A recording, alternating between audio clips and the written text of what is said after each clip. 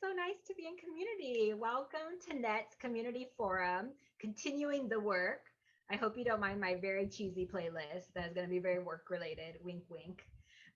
We're just so excited to be in community and to gather today. A little introductions. I know most of you, but my name is Patricia Garza. I am the Director of Programs and Engagement here at NET. Welcome.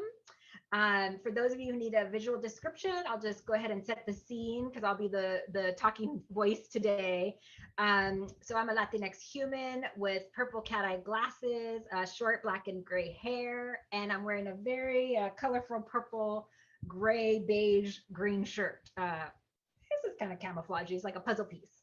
And I'm in my home office with a deep blue wall and golden curtains behind me and many books. And I'm zooming in from Tongva Quixtlan here in Los Angeles.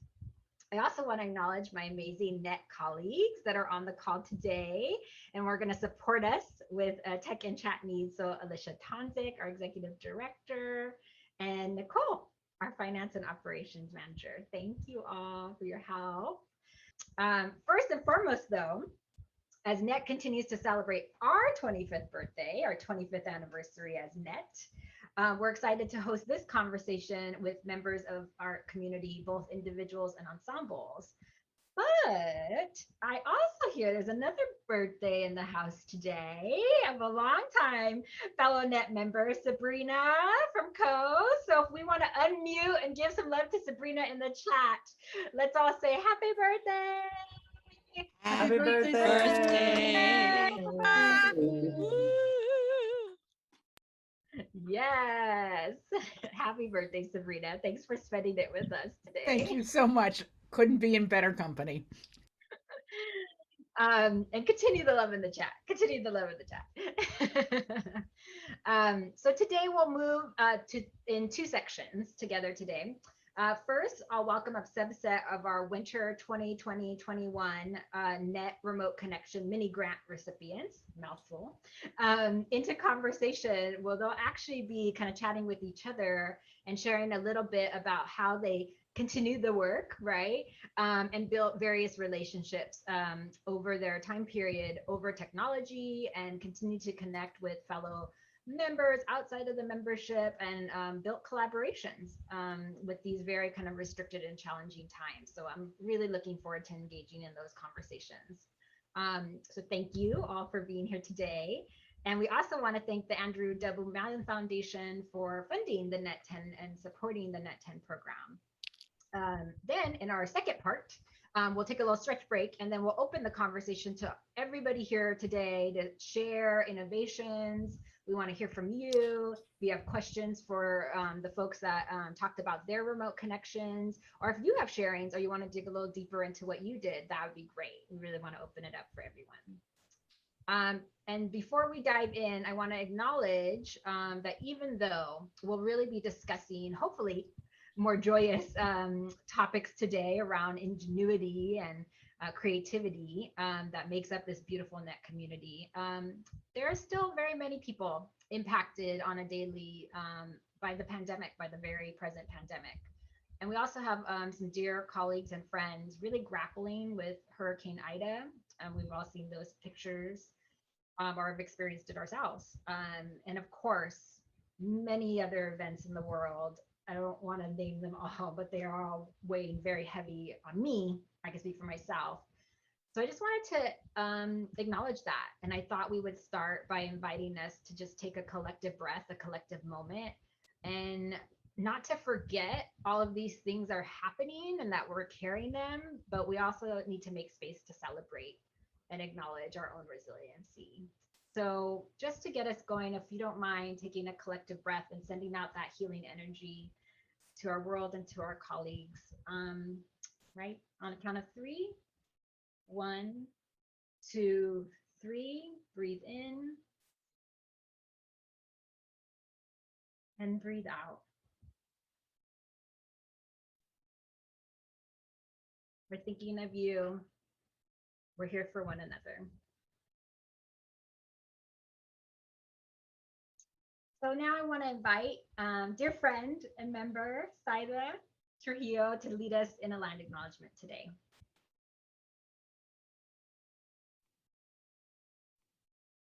Thank you, Patricia. Hello, everyone. My name is Sayda Trujillo, and I'm calling in from Williamstown, Massachusetts. I very recently relocated here 5 days ago. And I only volunteered to lead this acknowledgement yesterday. So I'm learning about the land that I'm in. In conversation with a colleague, I learned that she and her students last year had written an acknowledgement, and I'm borrowing from that to read today. And I'm 10 minutes away from the college where I'm in residency at Williams College in Williamstown, Massachusetts. Williams College is an institution built on the homeland of the Mohican Niak, the people of the waters that are never still. Ephraim Williams Jr., the founder of the college, played an integral role in the forced displacement of the Mohican Niak, just as his family were involved in the enslavement of African Americans. Today, known as the Stockbridge-Munsee community, the Mohican Niak live all over the country. Roughly a third live on Stockbridge-Munsee Reservation in Shawano County, Wisconsin, over 1,000 miles from their native land. This history is recent. It shapes our present day. All artistic endeavors that happen here are indebted to the community, their ancestors in these lands. To them, I pay my deep respects.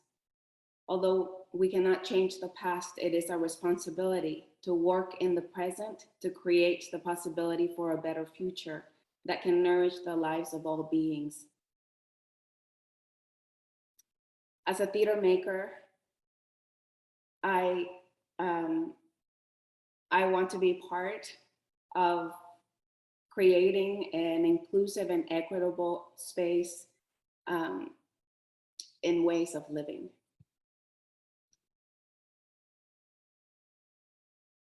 Thank you.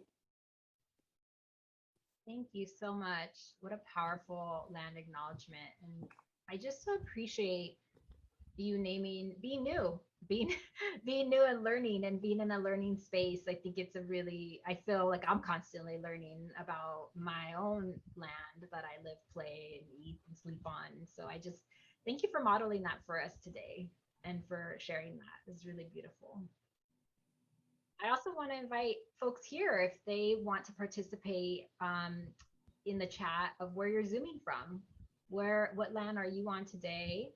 You could share your name, your ensemble, and your land acknowledgement. And we can also put a resource in the chat if you have questions around what land acknowledgement is or how to engage with it. We'll put that resource in the chat for you as well. But thank you, Sayda. That was really wonderful. All right, what we came for, let's dig in.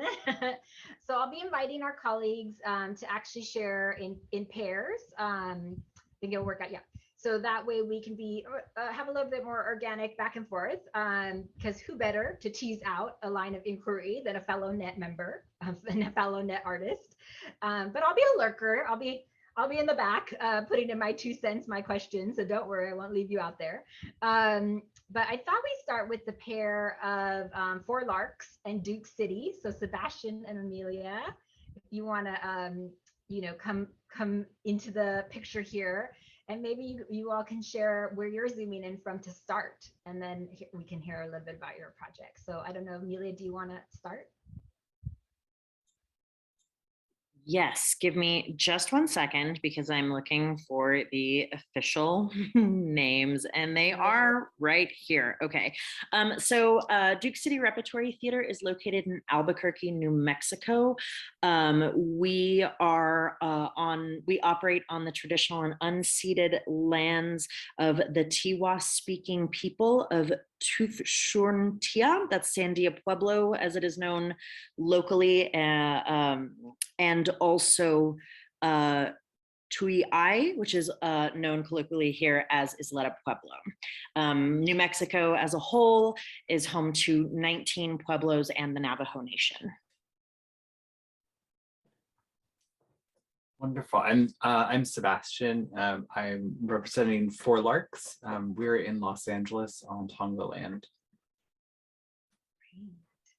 And so you all had artist fees as part of your remote connection, but that could mean so many things, and research, and all these different beautiful categories. But maybe you could talk a little bit about how you used your time. Whoever would like to begin. I can go first if that's yeah, if that's sure. all right with you, Sasha. That sounds great, Amelia. Nice to meet you. Nice to meet you too, and hello everyone. Hello. My dog is like, who's talking?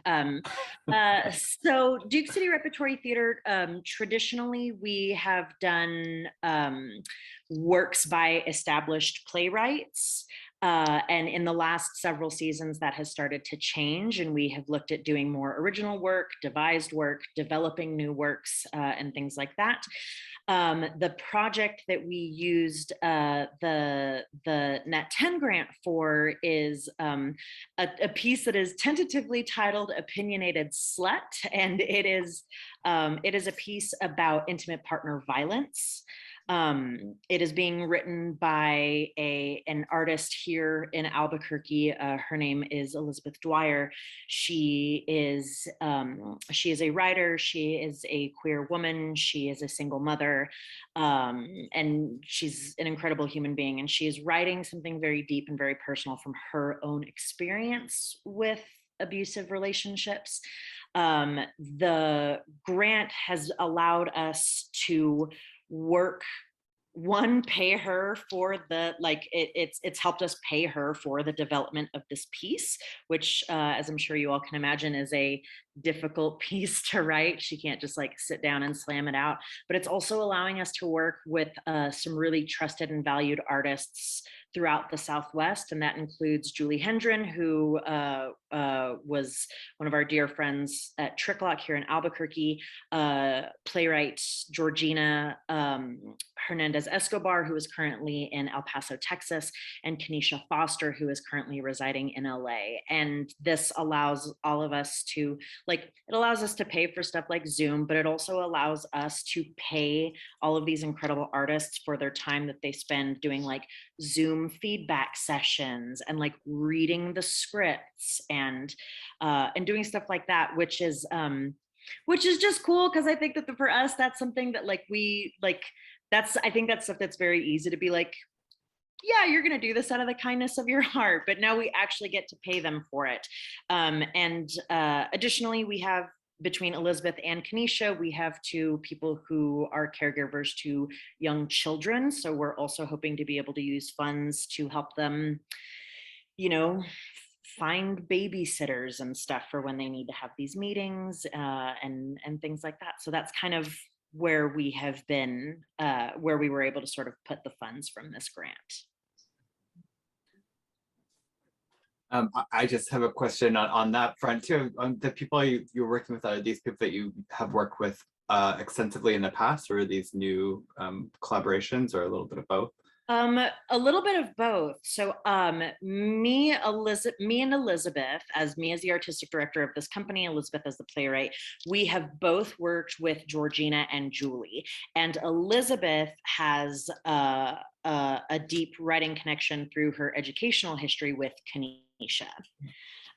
So we were able to sort of pull from people that we knew had a lot of really great resources for this. Georgina being a playwright, Julie and Kenesha both having extensive experience with the development of solo shows. And Elizabeth, when I sort of suggested this project to her and came to her and said, would you like to consider doing this? She was like, I'm not a playwright. So she has a group of like really wonderful, experienced, connected artists who she can lean on to sort of give her guidance in that area. Wonderful. Yeah. I would also like to ask a question, and then I would love to hear from Sebastian too, because this is such a talking about trauma, how are you supporting the playwright in that process, or what have you all discussed in terms of just self-care, or making sure that she feels that she can do the process in a way that is healthy and safe for her? Yeah, a big thing that we talked about was deadlines, because this is not something, again, because this is part of her personal experience. And she was like, I don't know if I want to smash this out, or if I want to live in this world for a really long time. So we are giving her the grace of sort of setting her own schedule for the writing. And we have been, which, I mean, oddly enough, the pandemic not being able to perform in person, we have the room to do that, because everything right now, at least in Albuquerque, is a little like, well, performing live in a theater is not really happening yet. And the feedback sessions that we give her, there's a lot of open and honest communication of saying, like, where are you right now in terms of receiving feedback of this manner? Like, if the amount of notes that are being given on the development of this piece feels a little too much right now, providing the space for her to say, hey, nope, can't do this right now. So for us, it's been a lot of letting her know that she has not just the permission, but that part of it is almost a bit of like, you are required to take care of yourself, and we are required to support you in the taking care of yourself throughout this process, because she's got to live in this trauma. And that's been a nice thing, that we don't have a firm deadline, that she can sort of dip in and out of it as she feels prepared and ready to do that deep work. Yeah, I think that organic process is so important in terms of really not pushing for like a result for a process that could really re-traumatize. So yeah, thank you for sharing that. Yeah. I know, Sebastian, you also were doing some research, more research-based work. So maybe you could share a little bit about that. Yeah, sure, absolutely. So we're doing, for us, the project that we're working on is called Hymns, and it is a reimagining of this body of ancient Greek poetry, and kind of and for a contemporary audience, for our time and for our place, and finding how these praise poems can be recentered and focused to kind of create a more matriarchal, queer celebration of our responsibility to the earth and to each other. And in the process of doing that, we've had a lot of time where we are, it's actually a piece that we developed, had a development on several years ago with the Getty Villa. And at this point had the opportunity to kind of come back to the material and take another pass at it, dive a little bit deeper. We spent a lot of time researching various translations and looking at kind of how these texts have been translated, repurposed, kind of popped their heads out through the centuries since they were written in different kind of cultural contexts around the world, and how they were used by people at those times. It's an interesting moment to be working with Greek mythology and Greek texts, in part because it's an area of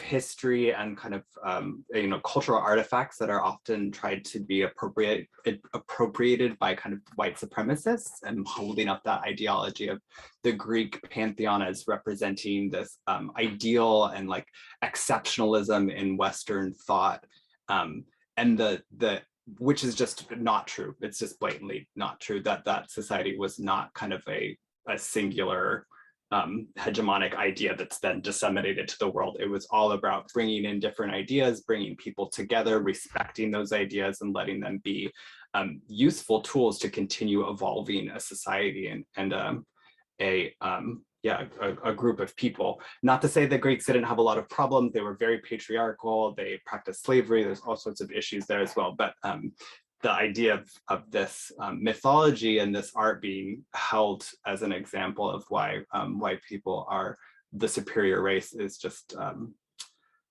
it is a horrific thing to see, and it is very damaging. And there's a very clear history of how that came to be. So that was some of what the research that we've been doing, is kind of tracing how that happened and saying instead, like, we can retroactively go back through that process and actually reclaim what this material is in a way that's more truthful, we feel like, to how it was actually created and how it should sit and could sit in our society, that allows for different viewpoints and ideas and beliefs to be to come together and around stories that a lot of us do know because they're so famous and so ingrained in our culture and minds in the United States and in a lot of Western societies that I think that's kind of been our goal, and some of the research that we were doing was kind of going along those pathways and diving deeper into the hymns and the texts themselves and finding ways to reform that.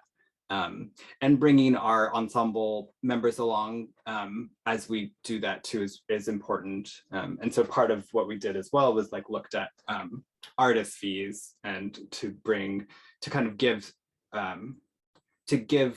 voice and purpose to that work in a way by paying for that work to be done, even though I'm sure that it couldn't be measured out as a time-to-time basis. And kind of like what you were saying too, is that sometimes there's work like that feels like it's just kind of taken for granted, not taken for granted. It's acknowledged, but not as like part of the fee that you're receiving. The work that you're being paid for is like in the rehearsal room, right? And we expect all this other work to happen, and we all know that we're all doing it. So this was an opportunity to say like, no, actually let's just name this work as something else and name all the difficulties of coming together in this virtual space. And pay people something towards that time, which was really wonderful for us.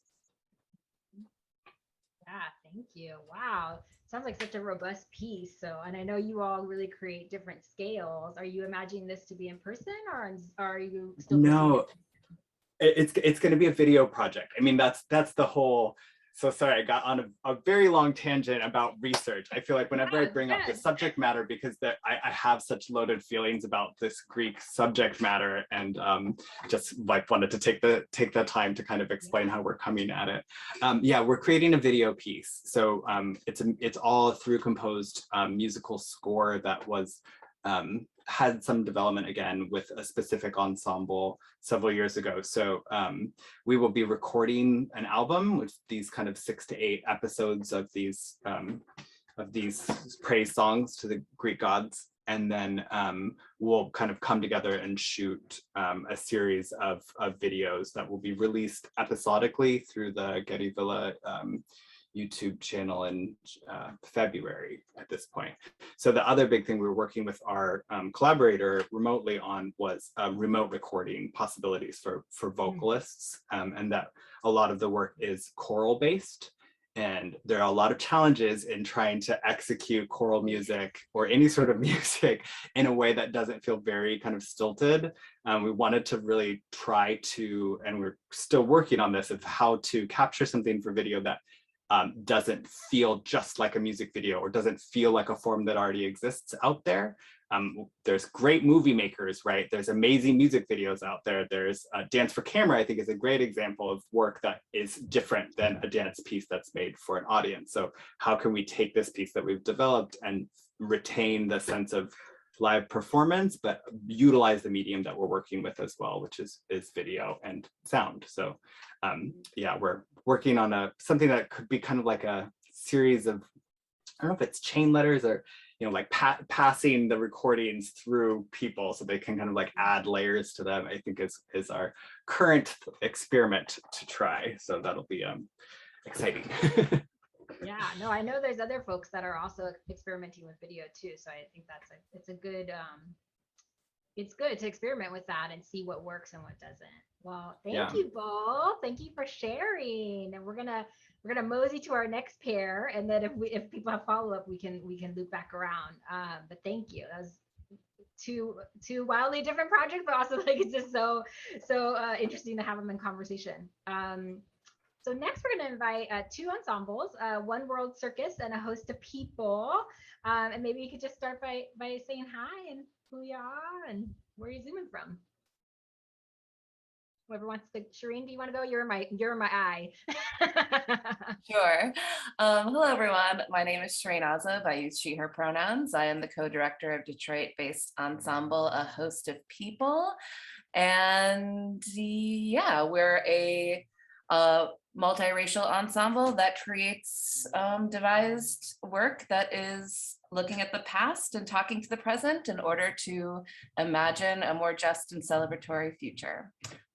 Yeah, that's us. And I'll pass it over to you, and then we can talk about our projects. Great. My name's Lisa McLeod. I have been the director for the project Web's Circus, a circus about healing from sexualized violence. And I am in Knoxville, Tennessee, so in East Tennessee.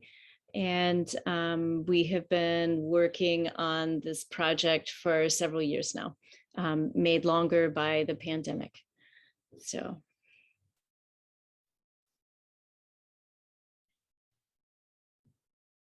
Yeah, do you want to just expand on what the project is and kind of where you are in the process, since it's been such an elongated timeline? Yes. So I am a circus artist. I'm also a survivor of sexualized violence, as many women are. In 2018, I gathered together a collection of mostly women circus artists who wanted to explore how one might create a piece around this topic, because it's not really a topic that you see a lot of circus around. So one of the things that we did in November of 2018, myself and two other people in our ensemble went to Penasco Theater in New Mexico to do a residency and worked with Alessandra Agren there. For about a week. And she was very helpful as we were beginning to put structure to the whole piece and imagining sort of the arc of what this whole piece could be and what are the things that were going to make it really gel. We ended up about 8 months later doing a residency at the New England Center for Circus Arts and working with a playwright named Elle Feldman from Philadelphia, who, she was a dramaturg and worked with us on sort of hanging the whole piece together. And then we were able to do probably about 6 different shows in different places. And then the pandemic happened and we had to cancel shows that we had planned. But in the process of sort of continuing to revise this show, we weren't really happy with the ending. We didn't really feel like the ending fit the rest of the piece, and it felt like it wasn't as strong. And so when we couldn't travel, we decided instead to spend some time working on how we were communicating what we were doing, revamping our website, lots of sort of internal stuff. But we also decided that as soon as we were able, we wanted to, some of the artists in the ensemble are from Vermont and Philadelphia. And so we wanted to bring people back together, but we also wanted to work with Alessandra again. And so we used the Net 10 money to have all of us together, but to enable Alessandra to be sort of our virtual creative guidance person for revamping the end of the show and just getting a lot of feedback. Because I have been both the creator and the director of the show, there hasn't been another person, and there's been a lot of places for input with residencies and stuff, but it was just really helpful to have somebody else to be able to look at the whole show and to say, here's the things I think you guys are doing really well. Here's the things I think could be better. And then with her guidance, we spent 2 days checking in and checking out with her and getting some assignments and reworking parts of the show and then showing them back to her and really coming up with a roadmap for where we were going next. So it was very exciting to be able to work with her when we couldn't move ourselves there or her here safely. That's great. Yeah, I mean, that seems like it was such vital work to get that feedback in that moment where you really needed that the perspective, right? So another guiding eye. Yeah. Shireen, what about you? What have you all been focused on in terms of this project? Yeah, so this project sort of really started with a very personal inquiry. So there have been a few instances where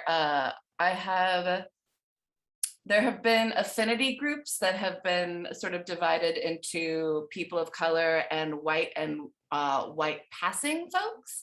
And that white passing term sort of rubbed me, I had a reaction to that as a person that identifies as mixed and not visually maybe recognizable as what my racial or ethnic or cultural background is. Like how to navigate that kind of label that I don't necessarily identify with, but can understand that maybe some people would put that label on me. And so I reached out to a friend of mine that I felt like might also have this particular feeling, Alex Tora of Team Sunshine Performance Corporation, who is a light-skinned Latinx person, to have a conversation about it first. And like was my hunch, Alex was totally like having a lot of the same similar feelings around this term and sort of like what, and this question for me, this inquiry about like, well, first of all, to back up for a second, like our ensemble, like I think I said in the introduction, is a multiracial ensemble, and we're very interested in unflattening our identities. Like I believe assimilation and the flattening of our identities is actually harm from white supremacist culture. And so we are very interested in how we unflatten ourselves and are more of, like one of our ensemble members, Asia, says, we're a delicious salad bowl rather than a melting pot. Because we all bring something different, but make something beautiful and delicious together. So Alex and I were sort of wrestling with this conversation together, also feeling as people like that does come with this, like this sort of visually unidentifiable background does come with a privilege as well of being able to move through a lot of spaces very easily, but it also does come with very particular challenges that I do think get erased a lot of the time. Our conversation just sort of like went everywhere. It was like, we really need somebody to help us like talk through this with us, because I think also what our worry is that we didn't want to deny the privilege that we have, but we just also want to make space so we don't continue acts of violence of erasure of people's identities, which is what we were sort of feeling. So I reached out to Carol McCord of the Equity Quotient to see if she would be interested in having this conversation with us. And she was, which was great. And so we sort of engaged her as a consultant to have these very early conversations, because as Carol, like we were not even sure what we want on the other side of this. I think personally, Alex and I want like a personal practice of what to do when we encounter things that maybe we feel are limiting people's experience or putting people in a position of not knowing exactly where to go. Like, what is our personal practice to do? Because that's what I feel like. I feel like I'm very culturally sensitive in a lot of ways, except for maybe my own needs at times. And so like, what is my personal practice to be able to say what my needs are when I feel like my needs aren't being met without taking space from others? And so we had an amazing conversation with Carol. We've had two. The first one, we just sort of said all the things that we're thinking, like just sort of had a vomit conversation. And it was very interesting because there's a generational difference between Carol and Alex and I. And she was talking about how white passing was like, I think had a very different connotation to her. And she was very interested in how this term has changed over time. And so she wanted to bring in somebody else from the equity quotient, Kayla, who I think is about 10 years younger than me and Alex, so we could sort of have a cross-generational conversation. And that was our second one. And I won't go into Kayla's identity because I don't really have permission to talk about her background, but she does have a very complex identity as well that is not visually apparent, although some of it is. We sort of used our second conversation together to talk about what we wanted to do, because both of them think that this conversation is just like at the start of bubbling over. Like, I think a lot of people are feeling this, especially as our country grows more and more complex in its identity. And so where we left at this part of this end of our first phase one was just sort of coming up with a plan. So our plan now is we're going to invite a small group of people that we're going to ask if they feel the same way, much as how I approached Alex, and have a conversation and inquiry led by Carol around what people need and want, in just out of like, what is our own liberation practice, or what are our asks for when we feel like labels for certain participation in things maybe aren't covering more complex identities. And for right now, we're staying with racial, ethnic, and cultural, but that I feel like I can expand outward. I'm just coming from like where my personal inquiry was and going out from there. But I do think this intersects with a lot of complex identities, because we had a really interesting conversation around, I think, we have, as a culture, we are definitely not fast enough by any means, but making strides around the whole spectrum of gender and sexual identities that we inhabit. But I don't know if it's happening or we have any more evolving language around complex racial identities. So yeah, those are all sort of the things that are bubbling, the questions that we have, and we're at the next step of like going to have a group conversation with people about it, which I'm excited about. Yeah, and I wanted to like highlight like that both of you, Lisa and Shireen, like you both were conscious enough to say like, I need help with this with this project. Very different projects, but I also think it's I'm seeing some threads, right, that I think it's saying we need that perspective that is going to be a guide, asking good questions, maybe planting some seeds that we hadn't thought before, or hosting a conversation so you can actively, like Lisa, you were saying, like it's hard to direct and create. So like, how do we make space for ourselves to kind of be part of the process, whether it's through a conversation or through a creative practice? So I think that's an interesting pairing to bring that up. Yeah, I have more questions, but I want to make time for I had like all these questions, but we'll come around to everybody again. All right, so I'm gonna thank you both for sharing those incredible projects, very robust and very important questions that you all are grappling with and issues. So I want to introduce our next pairing, which is going to be Sayda, who you met earlier, and Mickey from Crips.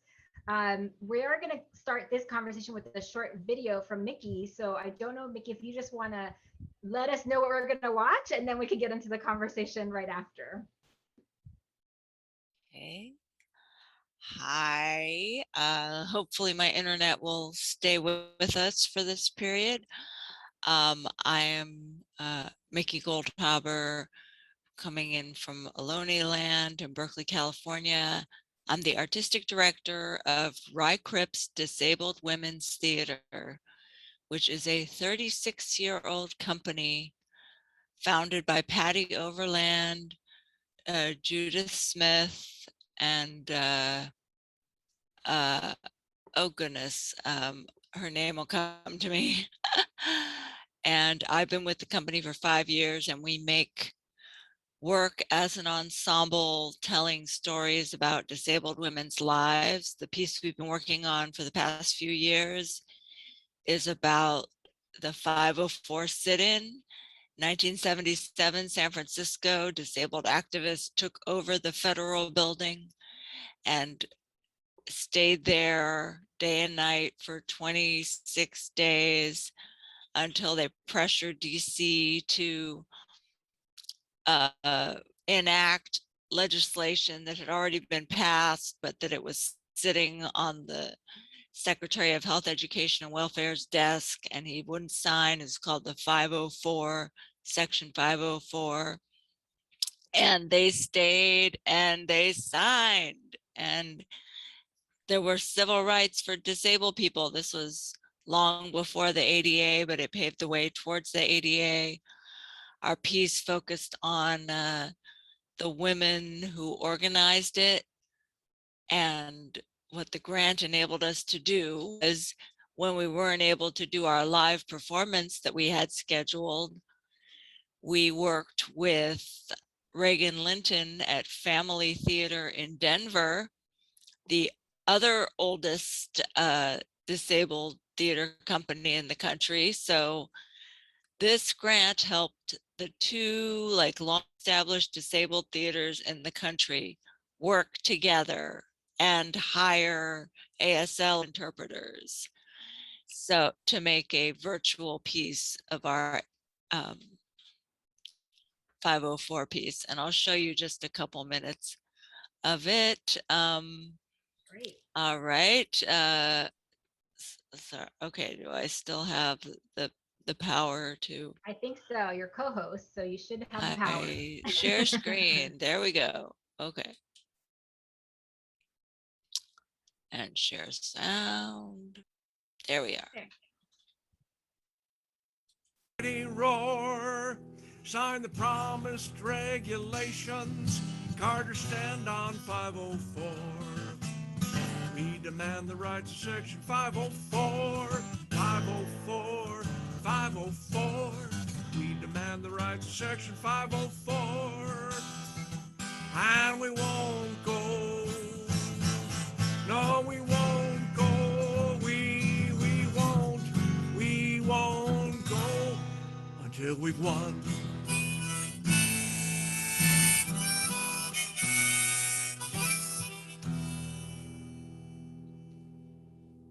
It's April 1977, and we are in San Francisco. Welcome to the occupation.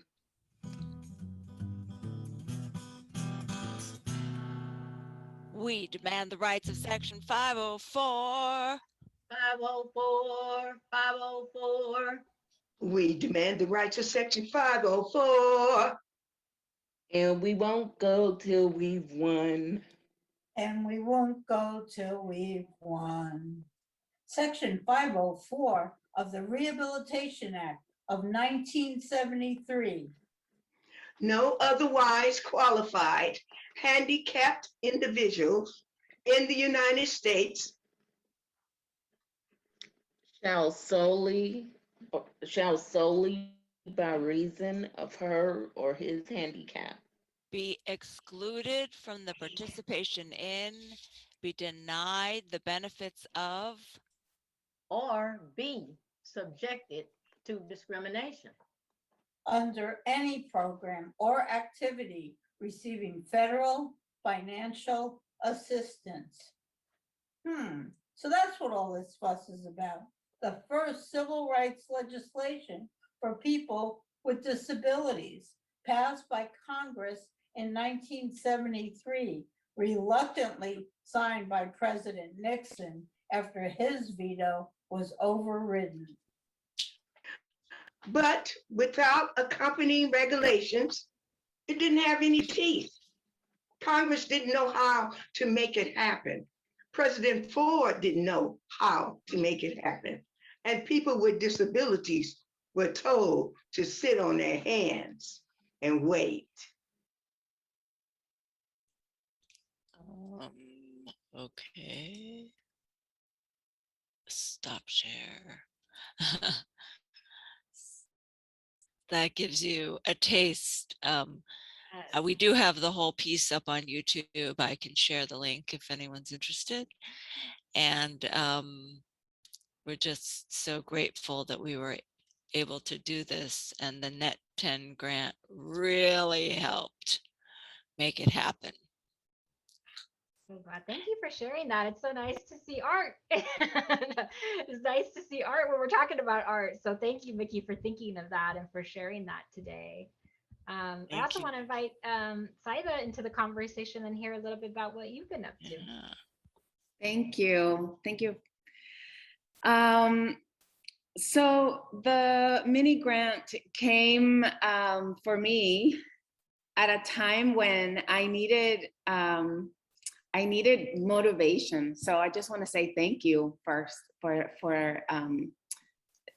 you know, it had been a time of really meeting myself, and you know, just living in the pandemic and projects being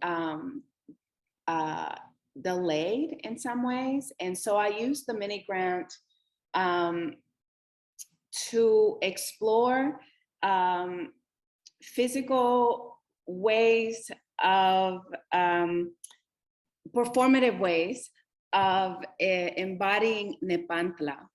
Nepantla is a Nahuatl concept, a Nahuatl word that means in between. And Gloria Ansaldúa wrote much about this concept of Nepantla. And I have been writing a chapter for a book on decolonizing actor training. And my chapter is using Nepantla as a framework to look at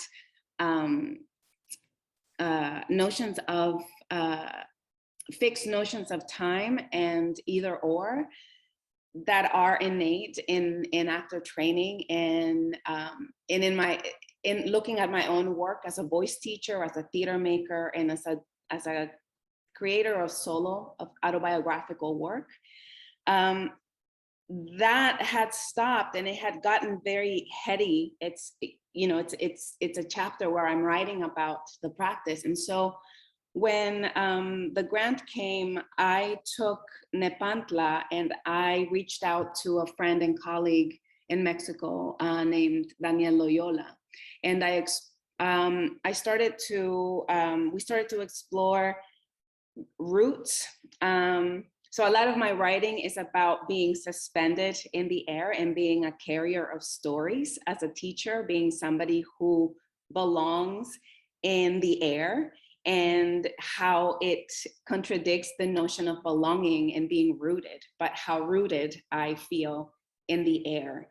And using Nepantla not as a way to, as a child of immigrants, I've always felt that was a something to apologize for, that I wasn't American and I wasn't Guatemalan. And so through Nepantla, which is a word that means in between, and embracing everything that happens in between, Danielle and I started to explore via zapateo, which is a Mexican way of dance, and through our feet, and recording sound of where we were. At this time, I was in New Mexico, and he was in Mexico City. Recording sound and finding stories that we would tell through our feet. And he was sharing with me the language of zapateado, which is a kind of dance that it's in different states in Mexico, but we focused on son jarocho and the music from Veracruz. So we would exchange the recordings of sounds and also recorded shared stories that we were telling with our feet. I explored Nepantla with song and letters, like writing letters. So one of there's a film, there's also a song that is called Ni de aquí ni de allá. And so that song became part of the stories that we started to work on with our feet. Ni de aquí ni de allá means I'm not from here, not from there. And many people sing it, but I connect deeply with Chavela Vargas's version of Ni de aquí ni de allá. And I want to sing you a little bit in the voice that I'm exploring in that. Love it. We get double art today. Yeah. Okay. This is the chorus part. No soy de aquí, ni soy de allá. No tengo edad ni por venir. Y ser feliz es mi color de identidad. No soy de aquí, ni soy de allá. No tengo edad ni por venir. Y ser feliz es mi color de identidad.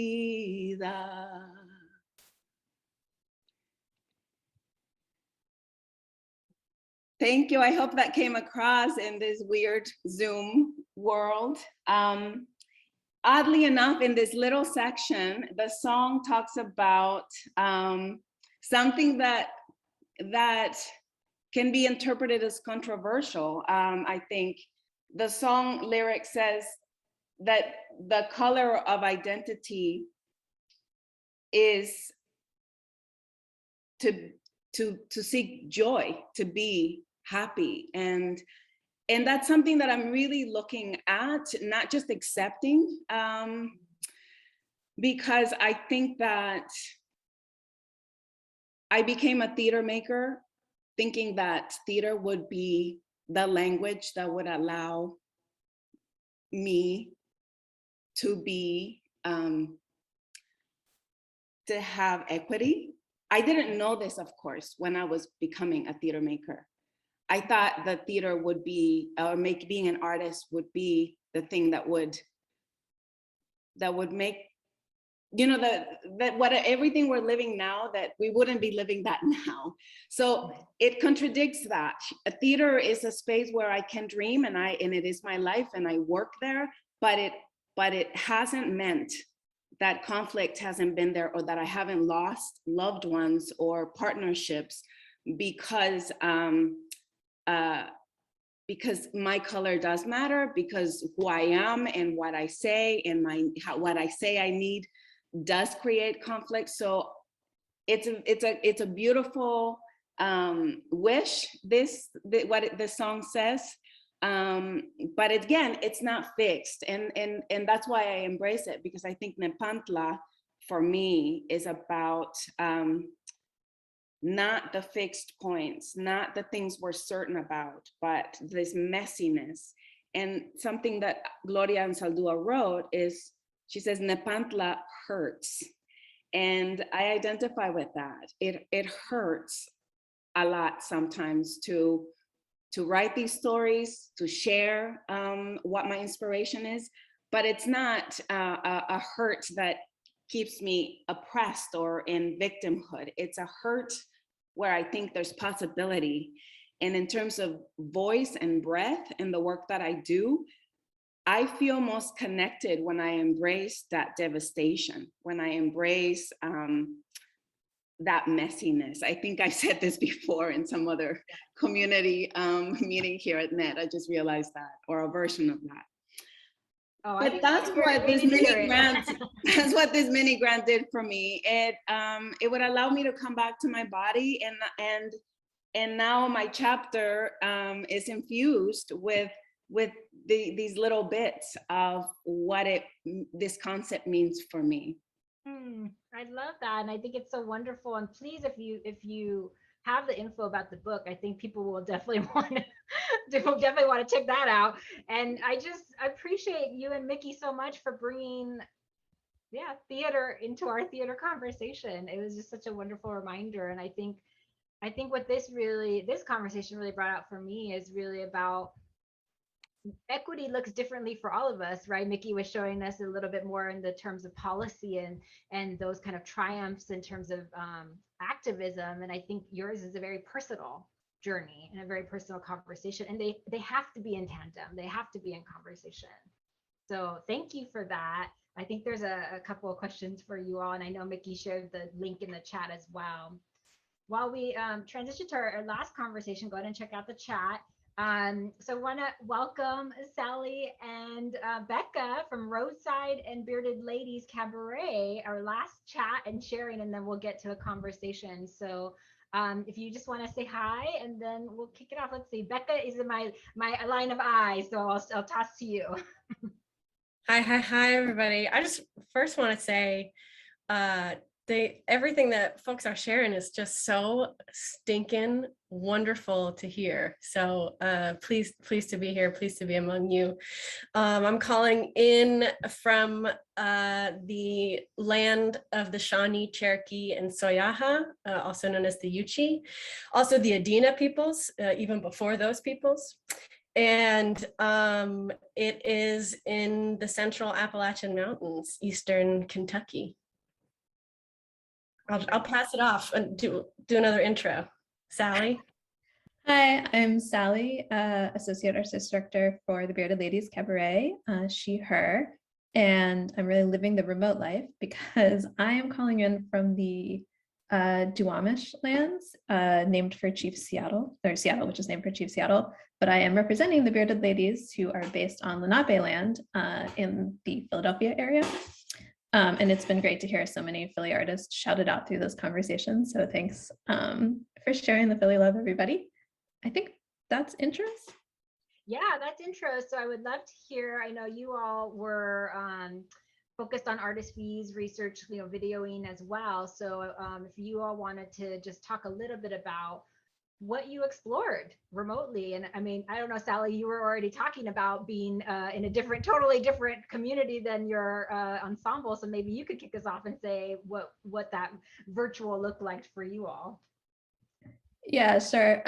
So once upon a time, queer cabaret ensemble was supposed to present a reimagined version of one of our earliest shows, which was a piece that was inspired by the French chanteuse and cabaret performer Edith Piaf.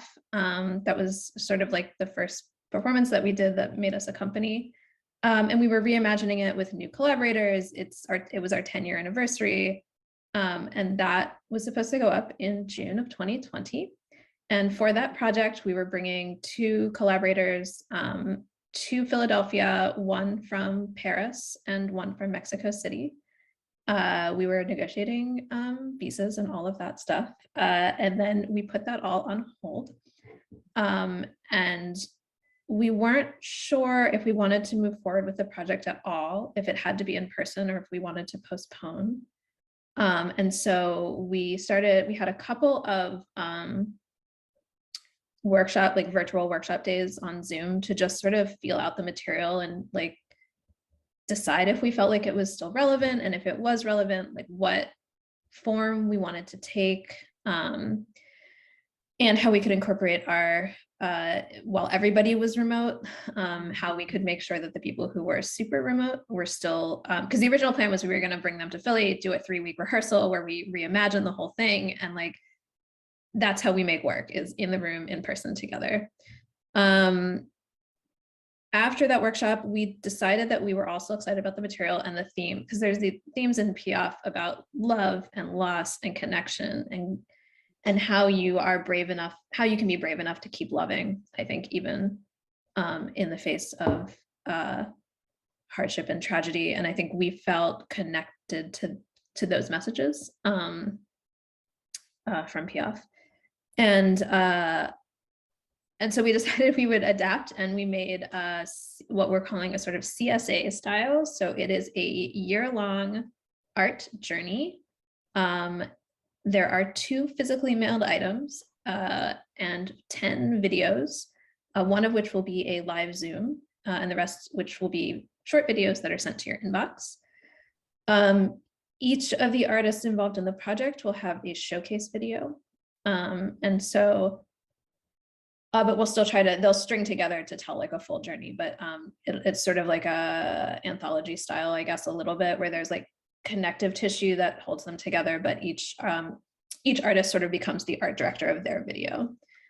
And so the mini grant helped us, I think, went towards some of the overall technology connective stuff, partially because one thing we had to do was, so because we switched to video, the Philadelphia area folks all have been, COVID safely meeting and filming. The 2 folks who are not in Philadelphia we've had to find teams for them. And that has been a logistical dance, as well as an artistic dance of when you don't have the same person who's doing the filmmaking, the same film designer, like how do you make sure everything fits? So some of the fees have been gone towards the logistics of that, and some of them went towards artist fees for Trujillo Ortiz, who is a Mexican cabaret artist, composer, brilliant artist, as he sort of figures out what he wants his piece to be. And it has, I think what it really allowed us for was much more time to like let things settle and figure out what we wanted to say now. And so for Trujillo, this piece, he lost his father in the course of the year, not to COVID, but so for Trujillo, a lot of the language has been around a grief and celebration of his father, and doing that musically. And the other thing that Trujillo was really connected to was the Piaf piece that he will be performing is La Foule, which is originally an Argentinian song that came to Piaf in Paris and then was rearranged by her and with new lyrics. And so Trujillo's been like sort of then now bringing it to Mexico City from that evolution, but investigating some of the original musical roots of the piece. So that has not been recorded yet, but I'm very excited about it. Yeah. So I haven't heard the music recorded. The music recording is a little bit behind schedule, but the instrumentation that we've been hearing about is very exciting. We have released the first video though, and I will throw that is a private link, but I will throw that one into the chat. And this is our artistic director, John Jarboe, kicking the project off as the first of many Edith Piafs who will appear. I think that's, yeah. Yeah, thank you for sharing the link. That's always great to see the work. Yeah, and Becca, do you want to bring us home and tell us a little bit about what Roadside's been up to? Yeah, I'd love to. Can I ask Sally a question before I do? Sure, yes. Our ensemble right now is really curious about mailing physical objects. Do you all have do you know what those physical objects are going to be? We've been geeking out. So this is our second. We did a 12-hour cabaret marathon in October of 2020. That was our first experiment with mailing like a box. So we've been mailing like a box of essentially like artistic swag. And the biggest question for us has been like, how far away can we mail? I don't know if you've approached this, because it costs a lot more to mail something to Paris than it does to mail something in Philadelphia. And how do we negotiate our desire for accessibility and making sure that people who want the things can get the things with like the cost of shipping, and how to like make that fair. So, and then logistically how to do that. So the box though, I highly recommend, because it contains it, like the box, the post office like knows what to do with that, because we originally were trying to mail like very unconventional objects. Yeah. That's great, thank you. It's interesting you mentioned accessibility, because that's one of the reasons why we've been so curious about physical objects, is that the population here in Central Appalachia is mostly of older generations who are really not interested in the virtual world happening right now. And also we're a really rural population, and internet access here, it's like if the wind blows the wrong way, you don't have it. So yeah, so mailing folks stuff is something we've been really trying to figure out best ways to do that. But anyway, so I'm trying to think where to begin the story of this, of the project here, and I'm not gonna, I'm trying to keep it short. And I think it begins with our ensemble discovering a local story here that happened from the mid 60s to the mid 70s. And there was a reservoir, a man-made reservoir that was built because of a dam. So basically a dam was constructed in order to create this reservoir. And this was a really complicated situation, and it inundated, that's the word they use, it flooded 5 communities here, 5 pretty thriving communities with their own schools and their own stores and businesses, and multi-generational communities, you know, folks that have been on that land for a couple hundred years. And people here still feel really complicated about that event. And so the ensemble started looking into it a little bit, just thinking about, I think our initial interest was in the connection between water rising and the fact that there's going to be a lot of communities in our world inundated by water rising in the near future. Maybe not. Maybe we can fix it. But so we started looking into it, and then discovered as well that one of the communities in particular was the home for quite a few prominent Black families in the region. And a lot of folks, when they think of Central Appalachia, they think, oh, it's all white people, which is not the case at all.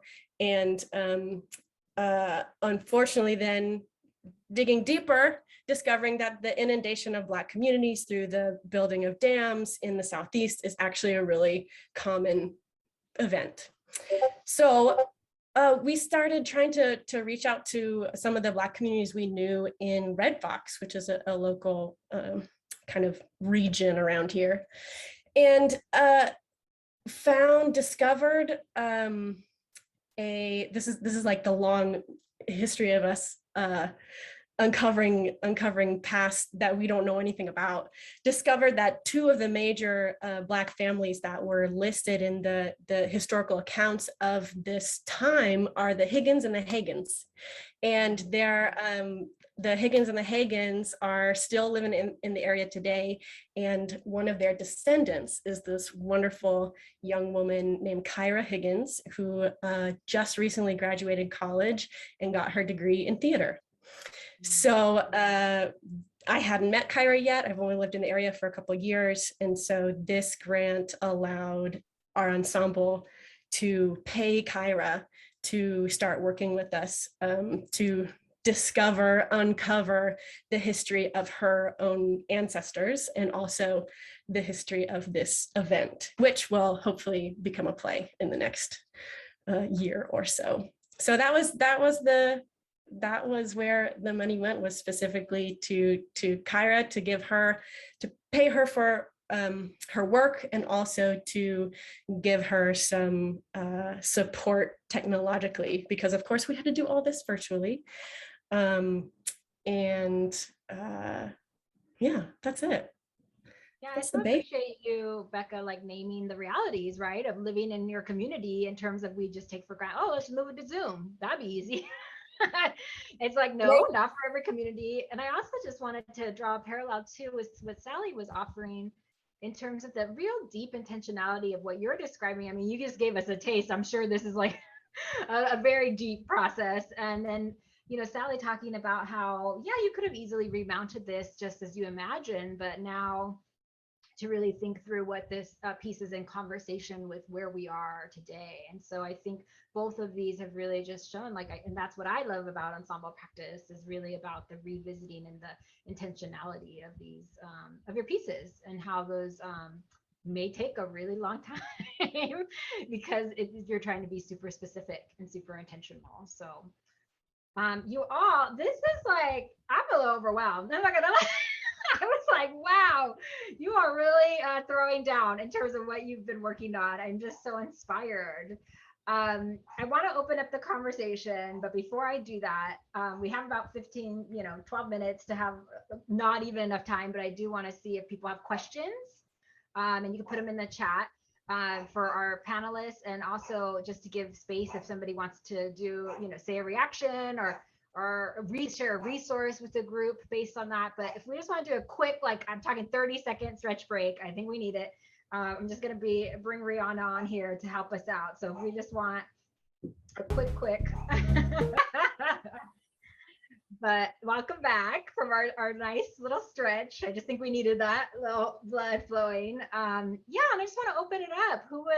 We can do stack in the chat, and Nicole and Alicia can help us kind of manage that. But I also think we're a small enough community. We can just, speak ourselves into the space and what's resonating, what was exciting, what have you done that maybe is in parallel with questions for folks who presented.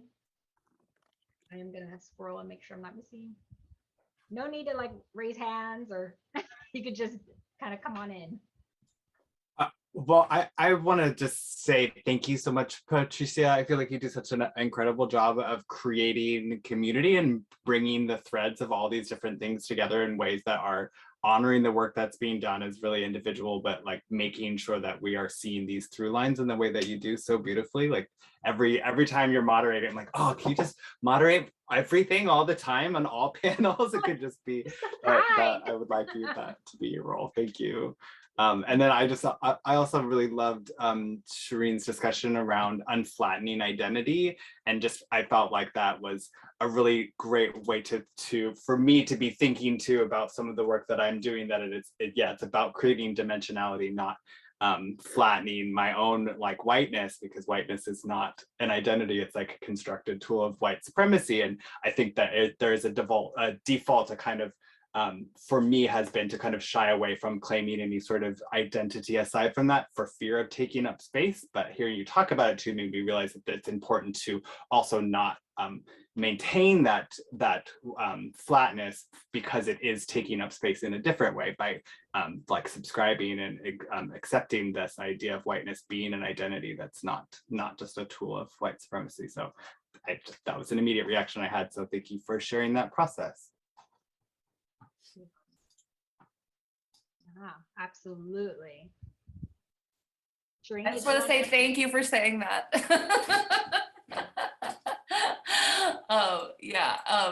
And I'll just say in response really quick, like there's some white folks in our ensemble too that I think are really,